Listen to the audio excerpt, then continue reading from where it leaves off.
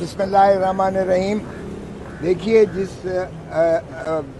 हम जिस मज़ार के सामने खड़े हुए हैं वो कायद आज़म मोहम्मद अली जिन्ना एक कानून के पासबान थे, कानून के दाई थे, बैरिस्टर थे और कानून की बालादस्ती पर ही यकीन रखते थे। सारी ज़िंदगी उन्होंने अपनी जिद्दोजहद की है। आइन को हमने जो है एक कागज़ का पुर्जा बना के रख दिया है। ये इमरानी मुआहदा तयन करता है और मुक़्तदर करता है पाकिस्तान के अवाम को।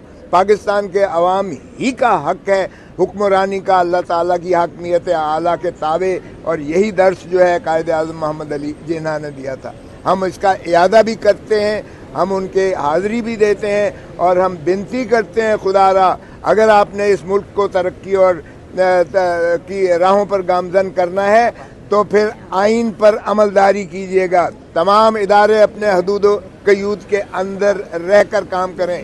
कायद आज़म ने 1948 में तकरीर करते हुए कहा था गैरजन क्वेटा में कि देखो हुकूमतें आती जाती रहेंगी लेकिन आपने वफादारी आइन और अवाम की करनी है। अवाम ही आपके हुक्मरान है, अवाम ही के टैक्सों से आपको जो है तनख्वाह मिलती है और इसलिए अवाम ही की वफादारी आपने करनी है। हुकूमतें आती रहेंगी, ममलकत खुदादाद पाकिस्तान इंशाअल्लाह जिंदा व ताबिंदा रहेगी और हम उसकी उसी तरह मुहाफ़िज़ हिफाजत करते रहेंगे जिसके फरमूदात कायद आज़म मोहम्मद अली जिन्ना ने दिए थे और जिसका तख़य्युल अल्लामा इकबाल ने किया था। ये बेराह रवी जो हमारे यहाँ आ गई है और जिसमें लूट खसूट और धरती माँ को लूटने वाले, चाहे वो कच्चे के डाकू हों चाहे वो पक्के के डाकू हों, इन्होंने हड्डियों का ढांचा बना के धरती माँ को रख दिया है। अब भी नोच रहे हैं।